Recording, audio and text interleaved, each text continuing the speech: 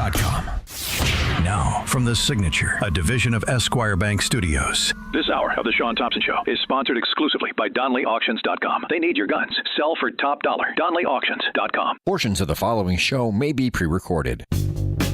From the streets of Melrose Park to the trading floor of the Merc, he's fought for every dollar he's ever earned. And now, with personal liberty and our system of capitalism under assault in America, he's here to seize back our rights from the government. With a cigar in one hand and a copy of the Declaration of Independence in the other, he's Shaun Thompson.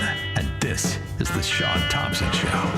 Some folks are born made to wave the flag. Ooh, they're red, white, and blue. Is it worth selling out your character, your dignity? You know, I always used to ask that question. I'd see these half-ass pansy gangsters. Squirrel, I could tell you stories kicking the tar out of these half-ass pansy gangsters. Fun, man. Just a great time.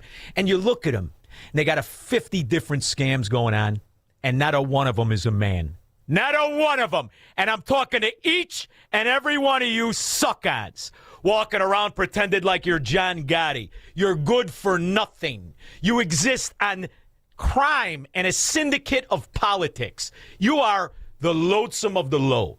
So when you sit in a restaurant and you sit back like a man, you're the lowest form of human being in that restaurant.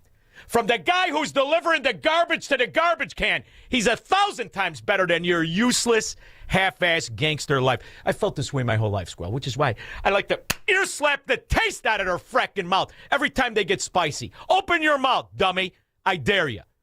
Because you can't go earn a living like a man. You've never earned a living like a man. Let's take this suck-on, Arnie Rivera. You ever hear that name? He's an upper echelon gangster in the Chicago Democrat Mafia. For instance, he's the number 2 on that board that just gave you the largest toll increase in history. And we'll get to his fat-ass boss, Cassandra Rouse. She's good for nothing except getting rid of leftovers. This guy, I remembered his name, Squirrel. And I did a little search. I said, boy, oh boy, I remember. I couldn't remember. Are you part of the short in the trousers Daily Mafia, the Moron Mafia? They're the reason they still have exit signs in City Hall. Because the Moron Dailies and all their upper echelon couldn't get out of a fracking room without a sign and an Andy Frayne, you stupid bastards. And it turns out he caught a little bit of that. But he's really part of the nine-finger Yakuza Mafia. Here he is. He's a man of many talents. Not a one of them did he ever succeed in or even go to work. Arnie Rivera, the very rare, bald Mexican. Hello and welcome to Adelante Chicago. I'm Lourdes Duarte. Thank you for joining us. Bienvenidos. Well, as we celebrate Hispanic Heritage Month, a new man gets appointed by Mayor Emanuel to be the Deputy Chief of Staff for Education. His name is Arnie Rivera. Has a connection to the Latino community. So the question, of course, becomes, what will his appointment mean for you, the growing Latino community? So let's ask him that question. Arnie Rivera is here joining us today. Thank you for coming in. Thank you for having me. All right, so let's start with... Arnie, is that your voice? You don't sound nothing like the Cisco Kid. You sound a little sweet in the trousers, Arnie. Is that how you got in? Did you catch that Barack Obama? Shirts and skins! Yo, rub each other in the hot tub, you sickos.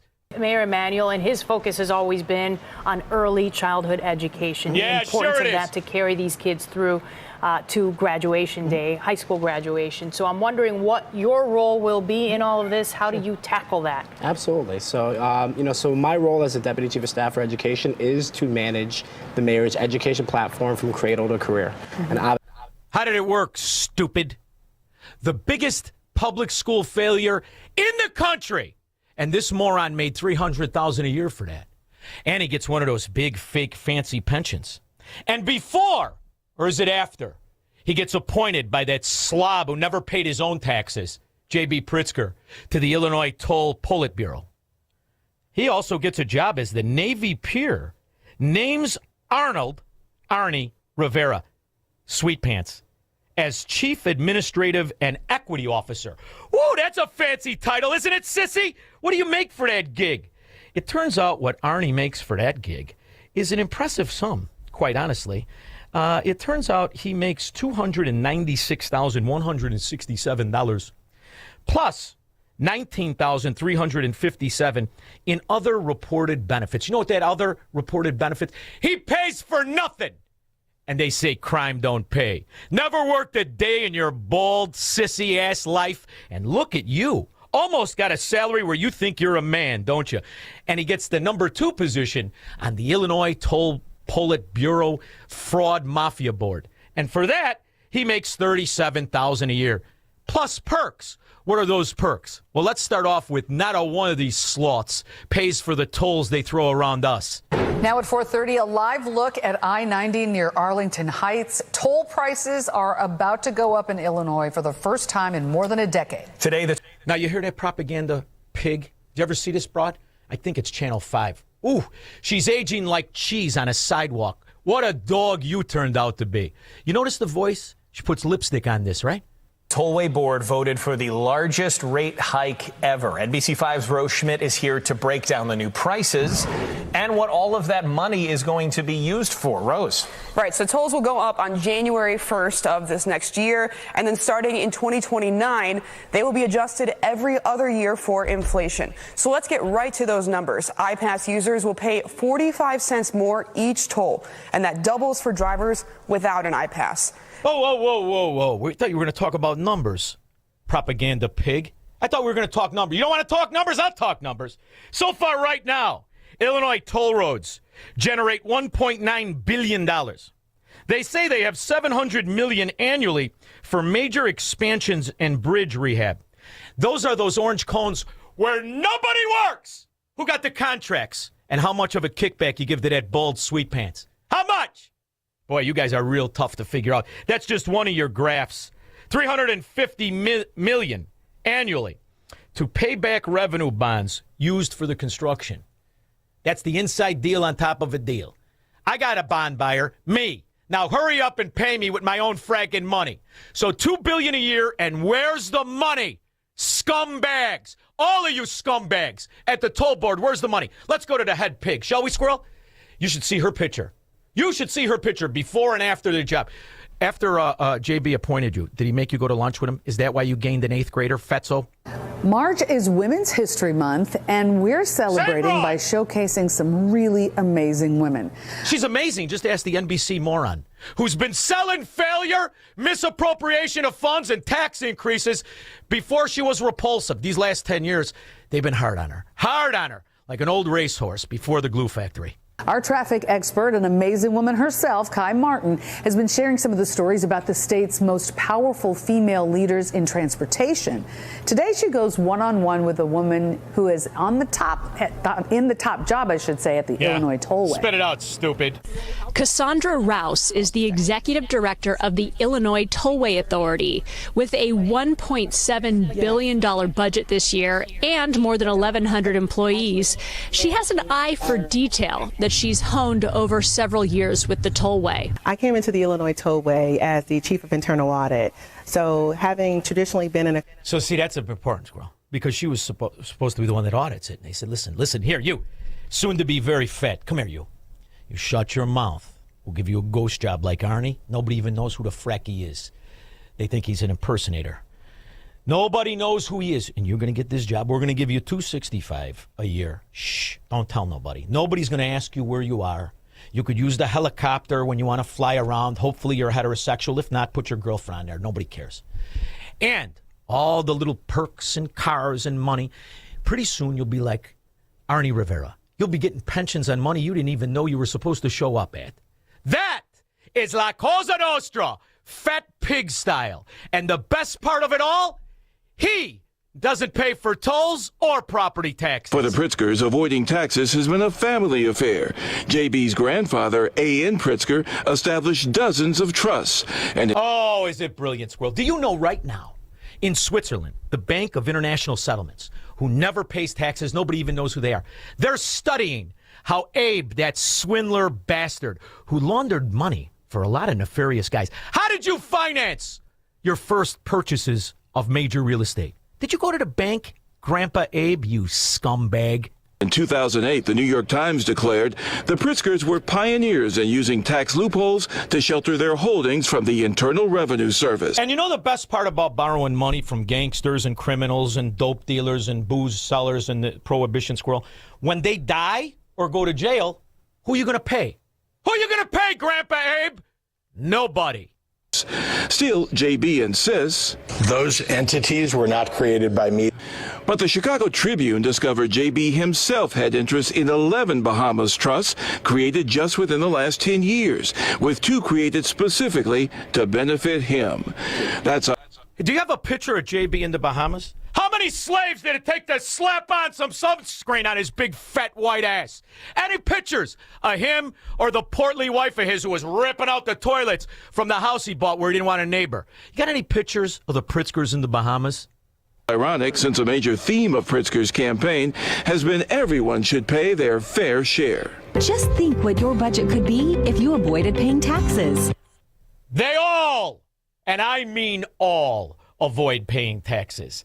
And what's funny is they have no shame of it because they're thieves and they're scumbags, no matter what state they're in. Now, I've played, I don't know how many times, Ro Khanna, the inside trader, $170 million in insider trading, 16 trades a day, never a loss, every day since he's been elected in Congress. This is worse than I thought. This guy, Ro Khanna from California, since he's been in office, he is averaging 17 trades every single trading day for an average of $16,500 per trade. 17 trades a day every single day for holy, how is that possible? His father-in-law is an auto part distributor, had an exclusivity. I believe it was for O'Reilly or the other one, Squirrel, the other one with the Chinese parts that put everybody out of business. Now they're defunct. And the father-in-law is worth $200 million. But when he got in office, this is the first time Ro Khanna ever made any of his own money.